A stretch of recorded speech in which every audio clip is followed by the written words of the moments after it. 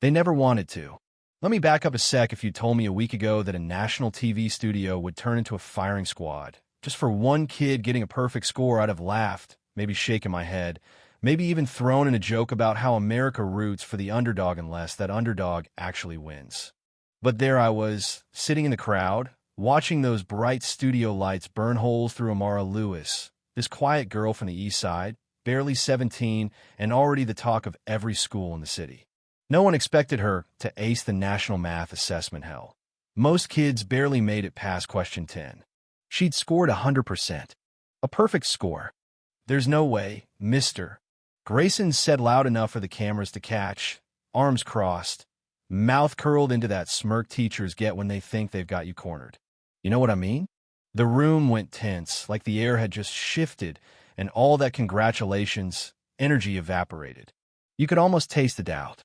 Now, the host, nice enough, usually fidgeted in his seat, looking from Grayson to Amara, back to the blinking red lights.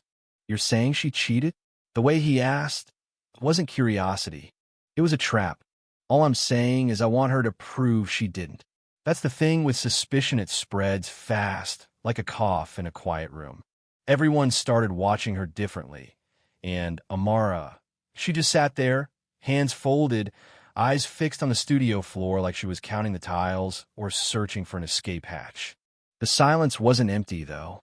It was coiled, electric, every muscle in her body tense. Her silence was a fist in her pocket, not a white flag. "Amara, would you like to respond?" The host finally asked, all TV-polished empathy and fake concern.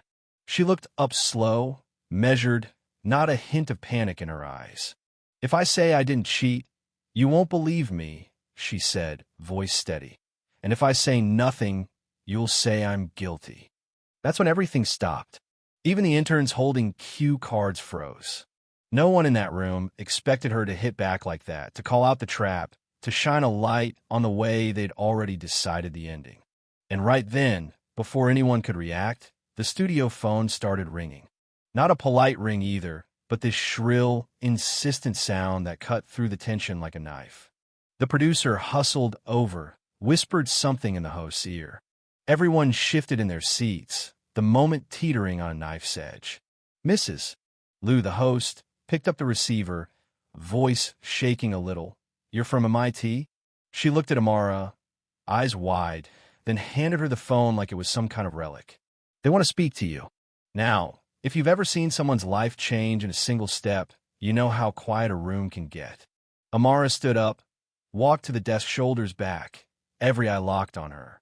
She picked up the phone, said, "This is Amara." There was this pause, like the world was holding its breath. Then the voice on the other end calm, sure, cutting through all the noise. "This is Dr. Patel from MIT Admissions. We were watching live. Just wanted to confirm Amara Lewis has been accepted with full honors. National scholarship, top 1%. You could hear the word honors echo through the studio like a bell. Someone in the back actually gasped. Grayson's face went pale as paper. Amara just closed her eyes, breathed out slow like all the years of fighting for a place at the table finally, for one split second, paid off. "Thank you," she said into the phone. So quietly you almost missed it. 10 seconds, no one moved. Then, from way in the back, someone clapped. Not the polite, "let's get this over with" kind, but a single, genuine clap. Then another. Soon, the whole studio was on its feet, clapping so hard the cameras started shaking. Amara set the phone down, turned to face the crowd, not smiling, not gloating, just present. Like she knew she'd earned this moment, but also that the world might try to take it from her tomorrow. Grayson tried to cut in, "That doesn't prove," but the host raised a hand, for the first time really taking control. "I think we've heard enough," she said, voice sharp. Suddenly, the whole story flipped. The cameras swung toward Amara. Phones popped up. The audience became a sea of screens. But if you were watching closely, you saw her look right at Grayson, voice low, steady as bedrock. "You asked me to prove myself, but maybe you should ask why you doubted me in the first place." That hit harder than any math problem ever could.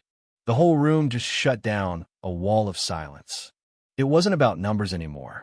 It was about what people see when they look at you, what they expect, what they hope to find, what they fear you might become if you're better than they thought possible.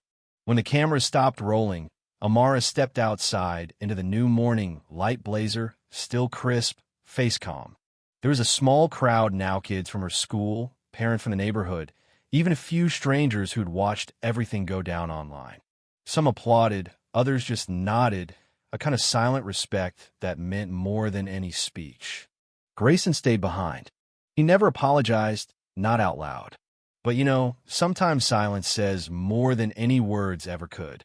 The clip of that live call, it went viral, over 1 million views in 6 hours. Everyone sharing, retweeting, arguing in the comments about fairness, bias, genius, and second chances. But Amara? She didn't repost it. She didn't need to. She went home, tacked the MIT acceptance letter to the wall over her desk, right next to a sticky note she'd kept for years. They finally saw me. Underneath, in her tiny handwriting, another line, they never wanted to. Here's the thing: you can be the best in the room, and people will still look for a reason you don't belong. You could be perfect, and someone will say it's luck, or a trick, or worse. But every now and then, the truth breaks through loud, undeniable, in front of everyone who ever doubted. So, what would you have done in Amara's shoes? Would you have kept fighting, or walked away? Did justice win today, or did the real test just begin? Let me know what you think. Where do we draw the line between proof and prejudice, between doubting and destroying? Drop your thoughts below. This is one story we can't finish without you.